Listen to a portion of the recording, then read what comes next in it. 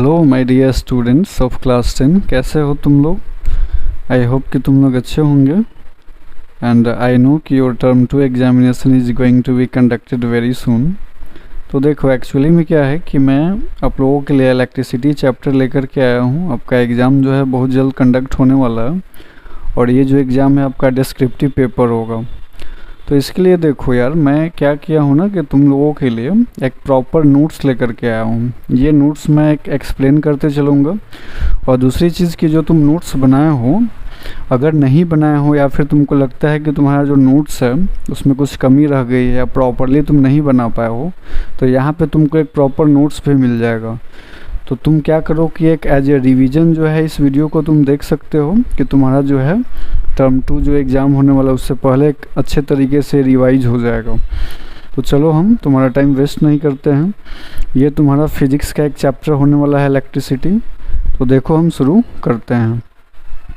तो देखो सबसे पहले इलेक्ट्रिसिटी पढ़ रहे हो, अभी तक तो तुम लोग चैप्टर देख चुके होगे, बहुत से ऐसे वीडियो देखे होंगे, बट मैं तुमसे पूछूं कि बताओ इलेक्ट्रिसिटी क्या होता है, व्हाट इज़ इलेक्ट्रिसिटी। तो मुझे पता है कि तुम लोगों के पास इसका आंसर नहीं होगा। चलो मैं बताता हूँ। देखो इलेक्ट्रिसिटी क्या होता है, एक फॉर्म ऑफ एनर्जी है जो कि तुम जानते हो कि इलेक्ट्रिक चार्ज से रिलेटेड है। अब देखो ये जो इलेक्ट्रिक चार्जेज हैं ये इधर स्टोर्ड इन अ बॉडी, या तो ये किसी बॉडी के अंदर स्टोर हो सकते हैं या फिर मोशन में रह सकते हैं, मोशन थ्रू बॉडीज। तो बेसिकली क्या है ना कि it is the form of energy which is associated with electric charges. तो या तो किसी बॉडी के अंदर स्टोर होकर के रह सकते हैं या फिर ये मोशन में रह सकते हैं, मोशन थ्रू बॉडीज। तो चलो आपको अगर नहीं पता है तो आप इसको याद कर लो, किसी से पूछ सकते हो इसके बारे में। अगर वो इलेक्ट्रिसिटी पढ़ चुका है तो उसको एटलीस्ट पता होना चाहिए कि इलेक्ट्रिसिटी होता क्या है। अब देखो टाइप्स ऑफ इलेक्ट्रिसिटी की अगर बात करो तो मेनली जो है it can be divided into 2 main parts. पहला होता है स्टैटिक और दूसरा होता है करंट इलेक्ट्रिसिटी। तो ये तो सबको पता है। चलो आगे देखते हैं, हम लोग इसको डिफाइन करेंगे कि स्टैटिक इलेक्ट्रिसिटी क्या है और करंट इलेक्ट्रिसिटी क्या है। तो देखो ये branch of electricity which deals with phenomena related to, या फिर कुछ ऐसे एप्लीकेशंस हो सकते हैं रिगार्डिंग चार्जेज एट रेस्ट। यानी कि देखो ये क्या करना चाहता है कि जब तुम electric charges when they are at rest, जब तुम ऐसे इलेक्ट्रिक चार्ज के बारे में स्टडी करते हो जब वो रेस्ट में होते हैं, तो रेस्ट में होने के बाद उनसे जो भी रिलेटेड जो फेनोमेना है या फिर applications related to charges when they are at rest, then it is studied in this the branch in which we study is known as static electricity. तो चलो आगे देखो, आगे ये तुम्हारा है करंट इलेक्ट्रिसिटी। ये देखो क्या होता है, तो ये भी तुम्हारा क्या है कि इलेक्ट्रिसिटी का ब्रांच ही है which deals with the motion of charges from one place to another within a body.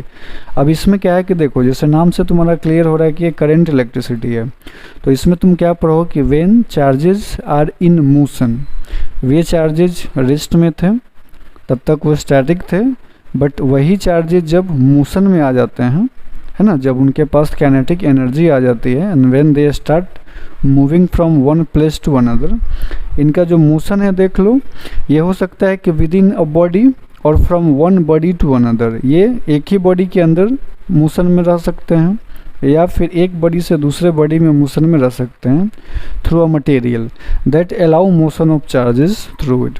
अब देखो या तो अगर एक बॉडी से दूसरे बॉडी में अगर ये मूव कर रहे हैं तो ये कुछ ऐसे मटेरियल के हेल्प से ही होगा जो कि क्या करे, इलेक्ट्रिक चार्ज को अलाउ करे, यानी कि वो कंडक्टर होना चाहिए। अच्छा, and the effects such charge movement can produce. तो इसके अलावा इनसे रिलेटेड जो भी इफेक्ट्स होते हैं कि ये चार्जेस जब मोशन में आ जाएं तो मोशन में आने के बाद इनके पास जो इफेक्ट्स पैदा होता है या जो जो इफेक्ट्स पैदा करते हैं उसको तुम इसमें पढ़ोगे, किसमें, करंट इलेक्ट्रिसिटी में। समझ पा रहे हो ना। चलो देखो आगे। अब है कि इलेक्ट्रिक चार्ज के बारे में अगर हम तुमसे पूछ ले कि तुम बताओ, चैप्टर पढ़ लिया हो, इलेक्ट्रिक चार्ज क्या होता है, इलेक्ट्रिक चार्ज को तुम कैसे डिफाइन करोगे, तो बताओ ज़रा डेफिनेशन इसका क्या होगा। तो देखो इलेक्ट्रिक चार्ज जो है एक ऐसा फिजिकल प्रॉपर्टी है किसी भी मैटर का that causes it to experience a force when placed in an electromagnetic field. देखो चार्ज जो है ना एक ऐसा फिजिकल प्रॉपर्टी है ना, जिसकी वजह से या जिसके कारण जब तुम उसको किसी इलेक्ट्रोमैग्नेटिक फील्ड में रखोगे ना तो वो एक फोर्स एक्सपीरियंस करेगा। ये फोर्स जो है ना या तो इलेक्ट्रोस्टैटिक फोर्स ऑफ अट्रैक्शन भी हो सकता है और रिपल्सन भी हो सकता है। ठीक, तो तुम उसको कहते हो कि हाँ ये बॉडी के ऊपर चार्ज है, यानी कि ये तुम्हारा एक इलेक्ट्रिक चार्ज हो गया। ठीक, अब ये तुमको पता ही होगा कि इलेक्ट्रिक चार्जेस जो है ये दो टाइप के होते हैं, एक पॉजिटिव हो सकता है, एक नेगेटिव हो सकता है। अगर कोई चार्ज नहीं है तो तुम्हारा न्यूट्रल चार्ज हो जाएगा। अब देखो ऐसा यूनिट ऑफ इलेक्ट्रिक चार्ज क्या होता है, ये सबको मालूम है कि ये कूलम है, और कूलम को तुम कैपिटल C से डिनोट करते हो। ये भी ध्यान रखना है कि इट वाज नेम्ड आफ्टर, ये किस साइंटिस्ट के नाम पे नाम इसका कूलम जो है नाम रखा गया है, चार्ल्स ऑगस्टीन डी कूलम। ये हमारे कूलम साहब हैं और उनके नाम पे जो है 1785 में इसका नाम जो है कूलम रखा गया है। ये भी ध्यान रखो कि जो तुम्हारा इलेक्ट्रिक चार्ज है स्केलर क्वांटिटी है, यानी कि इसके पास मैग्नीट्यूड है but it has no direction and its dimensional formula. अगर तुमसे कोई पूछ दे कि आप बताओ कि इलेक्ट्रिक चार्ज का डायमेंशनल फार्मूला क्या होगा, डायमेंशनल फार्मूला की अगर मैं बात करूं तो ये तुमको क्लास 11 में पढ़ने को मिलेगा। ठीक है ना, कि डायमेंशनल फार्मूला क्या होता है। फिलहाल के लिए तुम ये जान लो, ये तुम्हारे एग्ज़ाम के लिए इम्पोर्टेंट हो सकता है कि जो चार्ज का इलेक्ट्रिक चार्ज का जो डायमेंशनल फार्मूला है, M में 0 होता है, L में 0, A में 1 और T में 1। ठीक है ना, ये M तुम्हारा मास है, लेंथ है, और ये करंट के लिए एम्पियर, और T जो है टाइम के लिए हम लोग यूज करते हैं। चलो देखो फिर नेक्स्ट स्लाइड हम लोग देखते हैं। अब यहाँ पे क्वेश्चन है कि तुम 1 कूलम इलेक्ट्रिक चार्ज को कैसे डिफाइन कर सकते हो। तो काफ़ी सिंपल है, देखो 1 coulomb is that quantity of electric charge when, है ना, यानी ऐसे बोलो कि which exert a force of 9 × 10⁹ newton. ये अगर इतना फोर्स एग्जर्ट कर रहा है। अच्छा, एक क्वेश्चन ये आता है कि from where we got this data. ये जो हम लोग डेटा बोल रहे हैं ना, ये डेटा हम लोग को कहाँ से मिला, 9 × 10⁹ न्यूटन, ये कहाँ से आया। तो इसको हम लोग आगे नेक्स्ट स्लाइड में डिस्कस करेंगे। On an equal charges of same magnitude placed at a distance of 1 metre away from it. यानी कि देखो 1 कूलम चार्ज को कैसे डिफाइन किया गया, इसको थोड़ा समझ लो। 1 कूलम चार्ज के बारे में कहता है कि is that quantity of electric charge जो कि इतना फोर्स एक्सपीरियंस करेगा। मान लो कि जब दो चार्ज को तुम 1 मीटर के डिस्टेंस पे रखते हो ना, दोनों सिमिलर चार्ज होने चाहिए, तो उनके बीच क्या होगा, या तो इलेक्ट्रोस्टैटिक फोर्स ऑफ अट्रैक्शन होगा या रिपल्सन होगा। तो अगर ये फोर्स 9 × 10⁹ न्यूटन के बराबर हो जाए तो तुम समझ लो कि जो इलेक्ट्रिक चार्ज का जो मैग्नीट्यूड है ना वो 1 कूलम है। इसको और फर्दर डिटेल में मैं तुमको समझाऊंगा। देखो मान लो यहाँ पे कि दो चार्ज बॉडीज हैं, एक तुम्हारा Q1 है और एक Q2 है, and they are separated by a distance of D। देखो इनके बीच का जो डिस्टेंस ये D दिया हुआ है। अब देखो यहाँ पे coulombic force between this two charge bodies. अब अगर कूलम्बिक फोर्स की बात करें ना, यानी कि कूलम्ब्स लॉ अगर तुम पढ़ोगे तो उसमें तुम देखोगे कि जो कूलम्ब्स लॉ है उसके अकॉर्डिंग दो चार्ज बॉडीज अगर वो आपस में D डिस्टेंस पे रखे गए हैं तो उनका जो इफेक्टिव फोर्स होता है is equal to K Q1 Q2 over D²। ठीक है, यानी कि Q1 Q2 है magnitude of charges and the distance is the distance between them. I mean D जो है इनके बीच का डिस्टेंस है। तो तुमको क्या करना है कि डिस्टेंस का स्क्वायर कर देना है।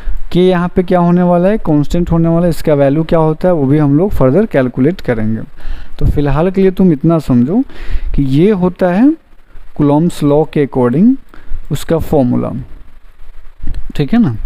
अच्छा, अभी और समझ में आएगा। अब पहले समझ लो कि कूलम्बिक फोर्स क्या होता है। अगर तुमको इसको अच्छे से समझना है तो इसके लिए कूलम्बिक फोर्स को जानना ज़रूरी है। तो इसको थोड़ा देख लो। When two charge bodies are separated from each other by some distance, ठीक, क्या होगा कि उनके बीच जो है या फिर वो आपस में एक फोर्स जो है एग्जर्ट करेंगे, एक्सपीरियंस करेंगे due to their electric field strength. क्योंकि पता है ना कि क्योंकि वो चार्ज बॉडीज हैं तो उनके पास क्या होगा, इलेक्ट्रिक फील्ड होगा, तो इलेक्ट्रिक फील्ड का कुछ स्ट्रेंथ होगा। दिस फोर्स में भी ये जो है तुम्हारा इलेक्ट्रोस्टैटिक फोर्स ऑफ अट्रैक्शन भी हो सकता है, या इलेक्ट्रोस्टैटिक फोर्स ऑफ रिपल्सन भी हो सकता है, depending upon nature of charge. तुम कौन सा चार्ज ले रहे हो। सपोज कि अगर दोनों सिमिलर चार्ज है then obviously they will repel each other, and you know if the charges are opposite unlike charges then they are going to be attracted or they will attract to each other. And this is the only applicable for. अच्छा, दूसरी चीज़ ये भी ध्यान रखो कि ये जो है सिर्फ पॉइंट चार्जेस के लिए, जो कूलम्बिक तुम्हारा फोर्स है ना, जो कूलम्ब्स लॉ है, it is applicable only for point charges. And दूसरी चीज़ की when the charges are at rest, यानी कि जो दो चार्जेस है ना, अगर वो रेस्ट में है, एक्सप्रेशन जो है इसका देखो, एक्चुअली वहाँ पे जो तुम कांस्टेंट देख रहे थे कि एफ इक्वल्स टू के Q1 Q2 over R square, वहाँ पे डी डिस्टेंस हम लोग लिए हुए थे, तो ये जो कांस्टेंट है ना उसका एक्चुअल वैल्यू होता है 1/4 pi epsilon naught Q1 Q2 over R square. अब देखो यहाँ पे Q1 Q2 क्या है, are the magnitude of charges, and R जो है is the separation between Q1 and Q2, दोनों चार्ज के बीच का डिस्टेंस यहाँ पे हम लोग R ले रहे हैं। ये देखो ये फिगर है, Q1 Q2 दो चार्जेस है, इनके बीच का डिस्टेंस R हो गया। अच्छा, अब देखो ये जो कांस्टेंट है तुम्हारा 1/4 पाई एप्सिलॉन नॉट, ये कांस्टेंट होता है और इसका जो वैल्यू है 9 × 10⁹ के बराबर होता है। यहाँ पे जो एप्सिलॉन नॉट है is the permittivity of free space और वैक्यूम, इसको हम लोग परमिटिविटी ऑफ फ्री स्पेस या फिर वैक्यूम के नाम से जानते हैं। यानी कि कहने का क्या मतलब हुआ कि जो दो चार्जेस है ना, ये किस मीडियम के अंदर रखे हुए हैं उस पर भी डिपेंड करता है, ठीक है ना, कि अलग अलग मीडियम के लिए एप्सिलॉन नॉट का जो वैल्यू है वो अलग अलग हो सकता है। The value of epsilon not for free space और वैक्यूम के लिए देखो, ये 8.85 × 10⁻12 कूलम्ब स्क्वायर पर न्यूटन मीटर स्क्वायर होता है। ये फ्री स्पेस और वैक्यूम के लिए वैल्यू है। अगर आप अलग अलग मीडियम लेते हो तो उसके लिए वैल्यू अलग अलग हो सकता है। तो अब देखो, in the definition of 1 coulomb how we got the value. अब जैसे कि 1 कूलम का जब हम लोग डेफिनेशन देखे थे तो वहाँ पे एक लिखा हुआ था कि from where we got this value, तो उस वैल्यू को हम लोग देखेंगे कि ये जो हम लोग चर्चा किए थे इस that much amount of force की, तो ये वैल्यू आखिर आया तो कहाँ से आया। तो देखो ये जो है तुम्हारा कूलम्ब्स लॉ के अकॉर्डिंग ये तुम्हारा कूलम्बिक फोर्स का फॉर्मूला है। अच्छा, मान लो कि दोनों चार्जेस का मैग्नीट्यूड 1 कूलम हो, उनके बीच का डिस्टेंस अगर 1 मीटर हम लोग कंसीडर करें, तो ये जो तुम्हारा फॉर्मूला है, इस फॉर्मूला में ज़रा ध्यान से देखो, अगर तुम वैल्यू पुट करो इसमें, तो देखो यहाँ पे जो चार्ज तुमको लेना है 1 लेना है, डी तुमको 1 लेना है, और के का वैल्यू जो है तुमको अभी मैंने बताया ये कांस्टेंट होता है जिसका वैल्यू 9 × 10⁻9 होता है।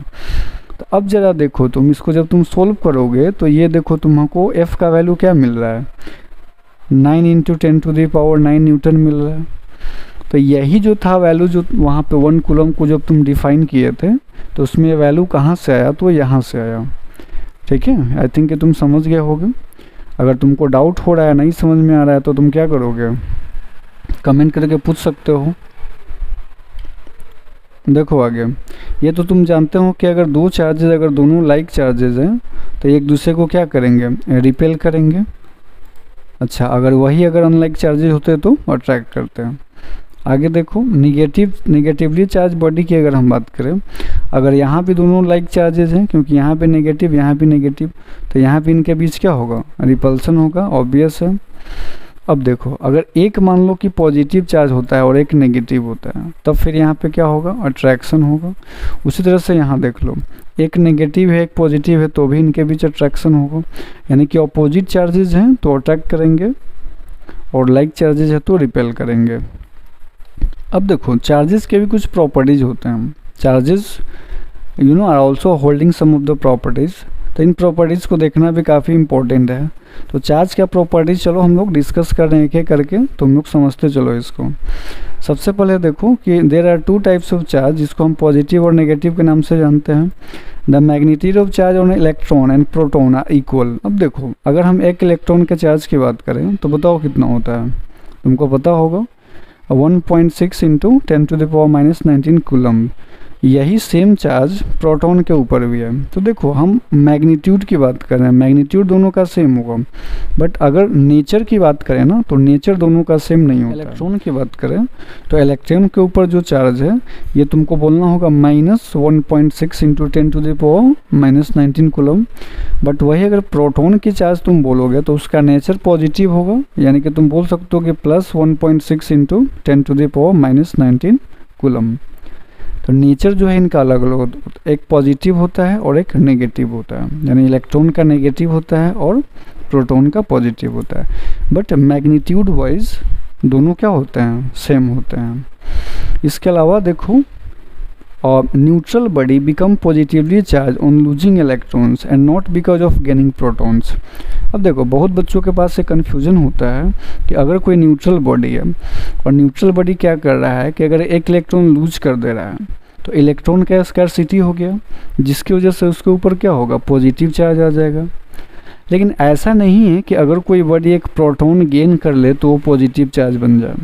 ये मिसकंसेप्शन मत रखना तुम लोग, क्योंकि प्रोटॉन जो होता है ना, ये न्यूक्लियस के अंदर होता है, इसका लूज और गेन पॉसिबल नहीं है।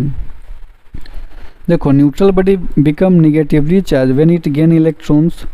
अगर कोई न्यूट्रल बॉडी है, अगर उसके ऊपर इलेक्ट्रॉन आ गया तो पता है कि इलेक्ट्रॉन निगेटिव चार्ज कैरी करता है, तो ओवरऑल बॉडी के ऊपर जो चार्ज होगा वो क्या हो जाएगा, नेगेटिव चार्ज आ जाएगा। नेक्स्ट देखो, the smallest amount of charge that a body can hold, ये होता है 1.6 into 10⁻⁻19 coulomb. This is the smallest magnitude of charge, ठीक है ना, यानी कि इससे छोटा चार्ज हो ही नहीं सकता है। चार्ज का मैग्नीट्यूड जो है वो इससे छोटा हो ही नहीं सकता है। So the amount of electric charge present on any body should be integral multiple of charge of one electron which is considered an elementary entity of an electric charge. तो तुम जान गए कि जो सबसे छोटा चार्ज है वो कितना है, 1.6 इंटू 10⁻⁻19 कूलम है। तो इससे छोटा अगर चार्ज हो ही नहीं सकता है तो तुम फिर 1.5, 2.5, 2.25 चार्ज की बात ही नहीं कर सकते हो क्या। या तो फिर 1 इलेक्ट्रॉन के बराबर होगा, नहीं तो 2, नहीं तो 3 होगा, है कि नहीं। तो इसीलिए तुमको ये बोलना पड़ेगा कि जो भी चार्ज है ना, किसी भी बॉडी के ऊपर जो चार्ज प्रेजेंट होगा वो हमेशा 1 इलेक्ट्रॉन का इंटीग्रल मल्टीपल होगा। यानी कि 1 इलेक्ट्रॉन का जितना चार्ज होता है उसका या तो डबल होगा, ट्रिपल होगा, 4 टाइम, 10 टाइम, 100 टाइम, इस तरह से होगा, ठीक है। तो consider an elementary entity of an electric charge, क्योंकि तो इसीलिए हम लोग 1 इलेक्ट्रॉन के चार्ज को ना एक एलिमेंट्री एंटिटी हो गया इलेक्ट्रिक चार्ज, यानी कि इससे छोटा चार्ज पॉसिबल ही नहीं है। जब भी ट्रांसफ़र होगा तो 1 इलेक्ट्रॉन होगा, नहीं तो 2 इलेक्ट्रॉन होगा। तो इसीलिए जब चार्ज की हम बात करेंगे तो वो भी 1 का ही कुछ ना कुछ मल्टीपल होगा। तुम समझ गए होगे, नहीं समझे तो भी कोई बात नहीं है, वीडियो को दोबारा से देख लेना। अब देखो, सो the amount of charge present on any body, तुम इसको एक फॉर्मूला में सम अप कर सकते हो कि किसी भी बॉडी के ऊपर जो अमाउंट ऑफ चार्ज है वो Q equals to N times E। मतलब ये क्या कहना चाह रहा है कि किसी भी बॉडी के ऊपर जो चार्ज होगा वो क्या होगा, N टाइम्स E। यानी कि ये तुम देख लो कि उस बॉडी के ऊपर कितने इलेक्ट्रॉन्स हैं, N जो है यहाँ पे नंबर ऑफ इलेक्ट्रॉन्स है, और E क्या है, तुम्हारा एलिमेंट्री चार्ज है। तो जितने इलेक्ट्रॉन हैं उसको क्या करो तुम कि 1 इलेक्ट्रॉन के चार्ज से मल्टीप्लाई कर दो, तो तुमको जो है उस बॉडी के ऊपर टोटल चार्ज पता चल जाएगा, ठीक है। अब देख लो ज़रा तुम, अब ये जो है ना, ये जो Q इक्वल्स टू N जो पढ़े हो, this is known as quantization of electric charges. इसको क्वांटाइजेशन ऑफ इलेक्ट्रिक चार्ज के नाम से हम लोग जानते हैं। This is the most important. The charge on any body gives the information about excess or deficiency of electrons in the body, but does not give an account of the total charge. देखो, again it is very important, इधर positive और negative present on the body. अब जैसे देखो, अगर मान लो कि किसी बॉडी के ऊपर चार्ज है तो तुम क्या बोलते होगे, +1, +2, -1, -2। तो ये जो चार्ज तुम बता रहे हो किसी बॉडी के ऊपर, क्या वो एक्चुअल में उतना चार्ज है? एक्चुअल में उतना चार्ज नहीं है, क्योंकि मैंने अभी तुमको क्या बताया कि 1 इलेक्ट्रॉन का चार्ज 1.6 इंटू 10⁻⁻19 कूलम होता है। तो ये जो तुम +1, +2 बोल रहे हो ना, ये सिर्फ तुम एक ये बता पा रहे हो कि इलेक्ट्रॉन जो है उसके पास एक्सेस में है या डेफिशिएंसी में है। तुम बस एक ये आइडिया दे पा रहे हो। अगर उसके पास पॉजिटिव चार्ज है, मतलब तुम ये कहना चाह रहे हो कि उस बॉडी के पास इलेक्ट्रॉन का डेफिशिएंसी है। अगर नेगेटिव -2 तुम बोल रहे हो तो इसका मतलब क्या हुआ कि उस बॉडी के पास इलेक्ट्रॉन का क्या है, एक्सेस है, इलेक्ट्रॉन ज़्यादा अमाउंट में है उसके पास। लेकिन तुम मैग्नीट्यूड ऑफ चार्ज नहीं बता पा रहे हो, क्योंकि अगर हम मैग्नीट्यूड ऑफ चार्ज की बात करें तो तुमको पता है कि ये क्या होना चाहिए, it should be the integral multiple of charge of 1 electron. तो अगर तुम +2 बोल रहा हो तो तुमको ध्यान रखना है कि उस बॉडी के ऊपर जो चार्ज होगा 2 इंटू चार्ज ऑफ 1 इलेक्ट्रॉन होगा, ठीक है। उस तरह से -2 बोल रहा हूँ तब माइनस यानी कि 2 इंटू चार्ज ऑफ 1 इलेक्ट्रॉन हो। और अगर पॉजिटिव नेगेटिव है तो इससे ये पता चल रहा है कि इलेक्ट्रॉन का स्कार्सिटी है या इलेक्ट्रॉन का एक्सेस है। यहाँ पे प्रोटॉन का कोई रोल नहीं है, ये तुम ध्यान रखना। तो चलो हम लोग फिर आगे देखते हैं आगे क्या कहना चाह रहा है।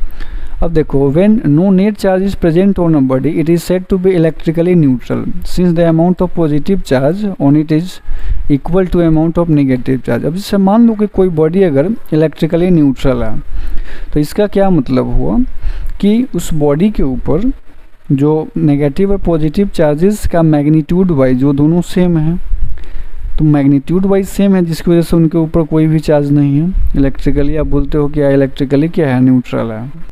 When two bodies are rubbed against each other, one of them acquire positive charge by losing some electron। अब देखो, दो बॉडी को आपस में जब तुम रबिंग करते हो तो क्या होता है कि यहाँ पे कहीं ना कहीं चार्जेस का ट्रांसफ़र होता है, जिसकी वजह से क्या होगा कि सपोज दैट कि अगर पहला बॉडी तुम्हारा पॉजिटिव चार्ज एक्वायर कर लिया, इसका क्या मतलब है कि इलेक्ट्रॉन उस बॉडी से जंप करके दूसरे बॉडी पे चले गए, यानी किसने क्या किया कि कुछ इलेक्ट्रॉन को लूज किया।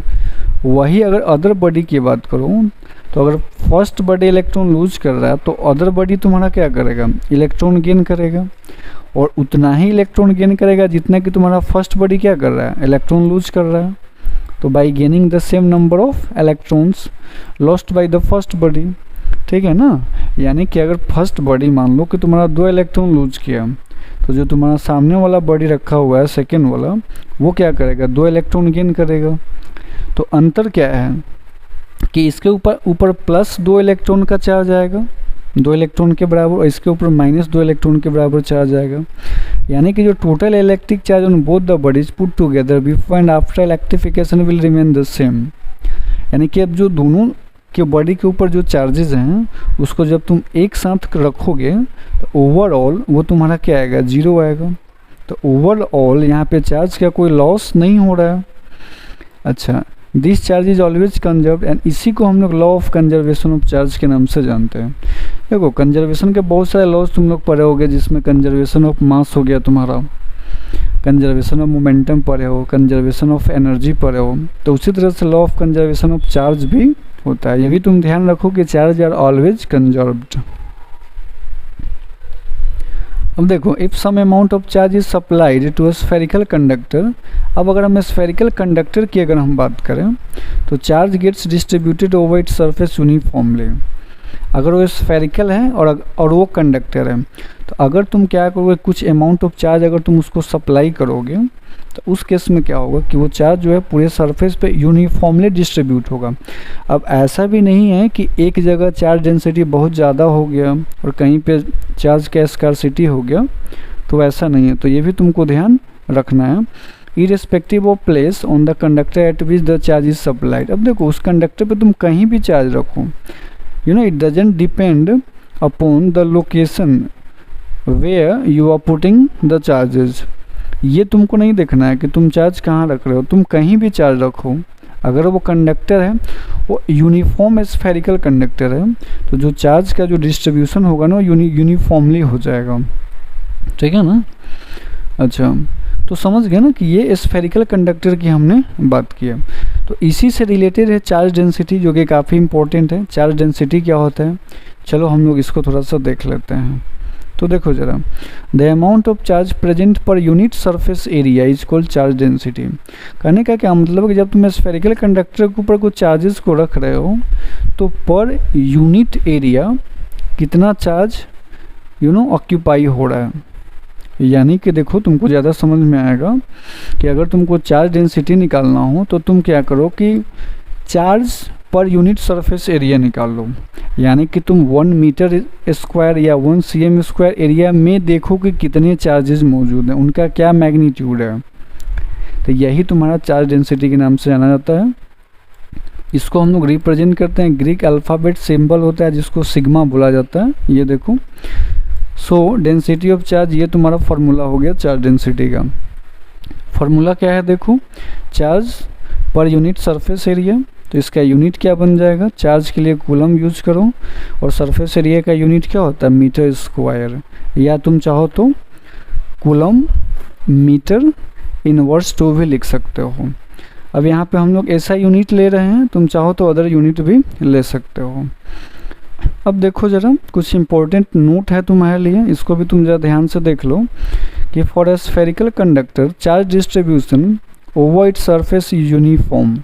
अगर तुम्हारा स्फेरिकल कंडक्टर है तो चार्ज डिस्ट्रीब्यूशन यूनिफॉर्म होगा, लेकिन ध्यान क्या रखो कि if the surface of conductor has a higher curvature in certain parts और एनी पॉइंटेड टिप्स। अब लेकिन मान लो कि देखो, जैसे अगर तुम्हारा जो स्फेरिकल कंडक्टर है सपोज दैट कि वो यूनिफॉर्म नहीं है, कहीं कहीं ऐसा हो सकता है ना कि कर्वेचर उसका ज़्यादा है, या फिर ये हो सकता है कि कोई उसका जो टिप्स है वो पॉइंटेड हो, ज़्यादा वहाँ पे कर्व हो, या थोड़ा सा निकला हुआ हो, पॉइंटेड हो। उस केस में क्या होगा कि मोर चार्जेज एक्यूमुलेट्स। ये ध्यान रखना है कि उस केस में जो चार्ज का डेंसिटी होगा वो बढ़ जाएगा, वहाँ पे चार्ज का जो एक्यूमुलेशन होगा ना वो ज़्यादा होगा, अगर कर्वेचर ज़्यादा हो या फिर वो पॉइंटेड हो। तो इम्पोर्टेंट नोट है, इसको ध्यान में रखो। अब देखो ज़रा, तुम जानते हो कि फ्री इलेक्ट्रॉन्स के बारे में तुम ज़रूर सुने होंगे कि why the metals are conductor of electricity, because they have free electrons. तो आखिर ये होते क्या हैं, इनको थोड़ा हम लोग डिटेल में समझते हैं। फ्री इलेक्ट्रॉन्स के बारे में सुने होंगे, बट होता क्या है आओ इसको थोड़ा समझ लेते हैं। देखो, the electrons in outermost orbit of an atom are weakly attracted by nucleus. अब होता क्या है कि अगर हम मेटल्स वगैरह की बात करें, जो कंडक्टर्स होते हैं, तो आउटर मोस्ट ऑर्बिट में जो इलेक्ट्रॉन्स होते हैं they are weakly attracted by the nucleus. जो न्यूक्लियर जो फोर्स उनके ऊपर लग रहा है वो काफ़ी वीक होता है, जिसकी वजह से ये जो इलेक्ट्रॉन्स है ना they can move about with in a substance. वो उसके अंदर ही जहाँ चाहे अपनी मर्जी के हिसाब से इधर उधर घूमते रहते हैं, बट कैन नॉट एस्केप। लेकिन अब देखो, ये फोर्स इतना भी कमज़ोर नहीं होता है कि तुम एकदम एटम को ही छोड़ करके चले जाओ, इसकी इजाज़त जो है वो न्यूक्लियस नहीं देता है। तो these electrons are called free electrons. ये इजाज़त देता है, जैसे मान लो कि तुम्हारे मम्मी पापा हैं तो वो तुमको इजाज़त देते हैं कि तुम घर के अंदर इधर उधर जो भी उथल पुथल मचाना है मचाओ, घर के अंदर ही रहना है तुमको, घर के अंदर छत पे जाओ, इधर उधर जहाँ जाना है जाओ। लेकिन इतनी तुमको आज़ादी नहीं देते हैं कि तुम घर से बाहर जहाँ मन करे वहाँ दोस्त के साथ घूमते रहो। तो कुछ वैसा ही ये है, तुम ऐसे रिलेट करके भी इसको समझ सकते हो। तो ये जो इलेक्ट्रॉन्स हैं जो कंडक्टर के अंदर फ्रीली घूम सकते हैं, but they are not permitted to go outside the conductor. तो वैसे ही इलेक्ट्रॉन्स को हम लोग फ्री इलेक्ट्रॉन्स के नाम से जानते हैं। जनरली देखो, मेटल्स में क्या होता है कि ये बहुत ज़्यादा लार्ज नंबर में होते हैं, लेकिन नॉन मेटल की अगर बात करोगे ना तो उनके पास से फ्री इलेक्ट्रॉन्स की संख्या काफ़ी कम होती है। यानी कि नॉन मेटल जो है ना ज़्यादा इलेक्ट्रॉन्स को आज़ादी नहीं दिए हुए हैं, जिसकी वजह से वो इलेक्ट्रॉन्स इलेक्ट्रिसिटी को कंडक्ट नहीं करा पाते हैं। अब देखो यहाँ पे थोड़ा सा ड्रिफ्ट वेलोसिटी का कॉन्सेप्ट तुम समझ लो। ड्रिफ्ट वेलोसिटी क्या होता है, basically it is related to the motion of electrons inside the conductor. तो आओ हम लोग देखते हैं कि ड्रिफ्ट वेलोसिटी होता क्या है। देखो, जो फ्री इलेक्ट्रॉन्स है ना ये रैंडमली तुम्हारा मूव कर रहे हैं, यानी कि उनका कोई भी एक पर्टिकुलर डायरेक्शन नहीं है, इनका एक रैंडम मोशन है, ठीक है। There is no drift in one particular direction. However, the free electrons can be made to drift in one particular direction by maintaining electric potential difference across the substance. लेकिन अगर तुम चाहते हो कि इनको एक पर्टिकुलर डायरेक्शन में ले जाना, तो इसके लिए तुमको इलेक्ट्रिक पोटेंशियल डिफरेंस इनके बीच में क्रिएट करना पड़ेगा by maintaining electric potential difference across the substance. So the velocity by which these free electrons are made to drift in one particular direction. तो जब तुम क्या किए कि इनके बीच एक पोटेंशियल डिफरेंस क्रिएट कर देते हो ना, तो इससे क्या होता है कि ये अब एक पर्टिकुलर डायरेक्शन में मूव करना शुरू कर देते हैं, ठीक है ना। यानी कि they start drifting in one particular direction. अब यही जो इनके बीच जो ड्रिफ्ट हो रहा है, जब ये आपस में ड्रिफ्ट कर रहे हैं तो ड्रिफ्ट कर रहे हैं किस वेलोसिटी से, जो इनका जो ड्रिफ्टिंग वेलोसिटी है वो उनका क्या है, स्पीड है, उसी को हम लोग ड्रिफ्ट वेलोसिटी के नाम से जानते हैं। या फिर तुम इसको ऐसे समझ सकते हो कि average velocity with which the free electrons get drifted towards the positive end of conductor under the influence of an external electric field. जब तुम इनके बीच में एक एक्सटर्नल इलेक्ट्रिक फील्ड लगाते हो तो इनका जो एक एवरेज वेलोसिटी है, जिसकी वजह से वो आपस में क्या होते हैं, एक पर्टिकुलर डायरेक्शन में ड्रिफ्ट होने लगते हैं, तो इसी एवरेज वेलोसिटी को तुम ड्रिफ्ट वेलोसिटी के नाम से भी जान सकते हो, है ना। जिसकी वजह से क्या होता है कि एक एक्सटर्नल फील्ड अप्लाई करते हो और उसके कारण जो है ये तुम्हारा एक पर्टिकुलर डायरेक्शन में मूव करना शुरू कर देता है। होता क्या है ना कि देखो, ये जब चलते हैं तो ऐसे बहुत से इलेक्ट्रॉन्स होते हैं कंडक्टर के अंदर, तो जिसकी वजह से आपस में टकराते होते हैं। अगर हम ऐसे बात करें तो ये आपस में टकराते रहते हैं, जिसकी वजह से पहले क्या था कि ये एक रैंडम मोशन में घूम रहे हैं, ड्रिफ्ट कर रहे हैं। लेकिन जब तुम क्या किए कि इनको एक इलेक्ट्रिक पोटेंशियल डिफरेंस के बीच में जोड़ दिए तो एक पर्टिकुलर डायरेक्शन में एक स्पीड से ड्रिफ्ट होने लगे, और वही जिस स्पीड से ड्रिफ्ट हो रहे हैं इसको हम लोग ड्रिफ्ट वेलोसिटी के नाम से जानते हैं। तुम इसको जो है एवरेज वेलोसिटी भी बोल सकते हो, यानी कि तुम ऐसे एक इलेक्ट्रॉन का तुम निकाल नहीं सकते हो और यहाँ पे हर एक इलेक्ट्रॉन का अलग अलग स्पीड होगा, तो तुमको क्या करना है कि यहाँ पे एक एवरेज स्पीड ले लेना है। चलो आगे देखो फिर। अब इलेक्ट्रिक कंडक्टर की हम बात करते हैं कि इलेक्ट्रिक कंडक्टर क्या होते हैं। तो ये तो काफ़ी ईजी है कि वैसे substance which have fairly large number of free electrons which can be made to drift rapidly. यानी कि पहला चीज़ कि अगर वो कंडक्टर है तो इसके पास large amount of free electrons होने चाहिए। दूसरी चीज़ क्या है कि they can be made to drift rapidly, यानी कि दूसरी चीज़ की ये एक खास डायरेक्शन में काफ़ी तेज़ी से ड्रिफ्ट कर सकें, तो इनको हम इलेक्ट्रिक कंडक्टर बोलेंगे। यानी कि इनके पास जो इलेक्ट्रॉन्स होते हैं ये एक खास डायरेक्शन में काफ़ी तेज़ी से ड्रिफ्ट कर सकें, तभी हम बोलेंगे कि हाँ ये कंडक्टर हैं। इसके एग्जांपल में देखो, जितने भी मेटल्स है, ग्रेफाइट है, aqueous solution, acid base salt जिसको इलेक्ट्रोलाइट बोलते हैं, वाटर, ये सब क्या हैं तुम्हारे कंडक्टर के एग्जाम्पल में आते हैं। यहाँ ध्यान दो कि in case of conductor charge supplied on its surface uniformly distributed on its surface. अब देख लो क्या होता है कि अगर कंडक्टर है, कंडक्टर को अगर तुम चार्ज दोगे ना तो वो चार्ज क्या होगा ना कि उसके सरफेस पे यूनिफॉर्मली डिस्ट्रीब्यूट हो जाएगा। लेकिन वही अगर तुम इंसुलेटर की बात करो तो अगर तुम चार्ज देते हो ना तो वो चार्ज एक ही जगह एक्यूमुलेट होकर के रहेगा, यानी कि it will not distributed over its entire surface.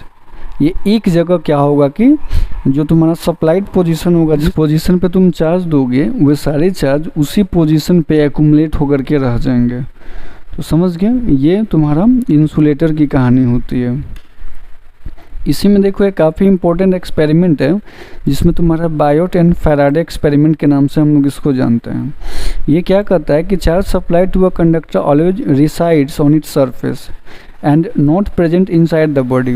देखो इन दोनों ने क्या एक्सपेरिमेंट करके दिखाया कि जब तुम किसी कंडक्टर को जब तुम उसको चार्ज सप्लाई करते हो तो ये जो चार्जेस होते हैं ना they resides on their outer surface, ये ऊपर के सरफेस पे ही वो रिसाइड करते हैं। यानी कि वो अब ऐसा नहीं कि चार्जेस जो है उसको पेनिट्रेट करके उसके अंदर चले गए, अंदर घुस गए उस बॉडी के अंदर, तो नहीं, जो चार्जेस होते हैं ना वो हमेशा सरफेस पे ही रिसाइड करके रहते हैं। यानी कि वो जिसको तुम एक सरफेस फेनोमेना मान सकते हो, जो एक्यूमुलेशन ऑफ चार्ज है, it is a surface phenomena. तो this experiment is known as Biot and Faraday experiment. तो आई थिंक कि तुमको समझ में आ गया होगा। तो देखो वीडियो का लेंथ थोड़ा लंबा हो रहा है तो हम वीडियो को यहीं कंक्लूड करते हैं। इसका हम फिर नेक्स्ट पार्ट लेकर के आएंगे। तुम लोग नेक्स्ट पार्ट के लिए थोड़ा वेट करो, मैं कोशिश करूंगा कि जितना जल्द से जल्द हो सके मैं इसका नेक्स्ट वीडियो लेकर के आऊँ। So thank you very much for your patience, have a good time.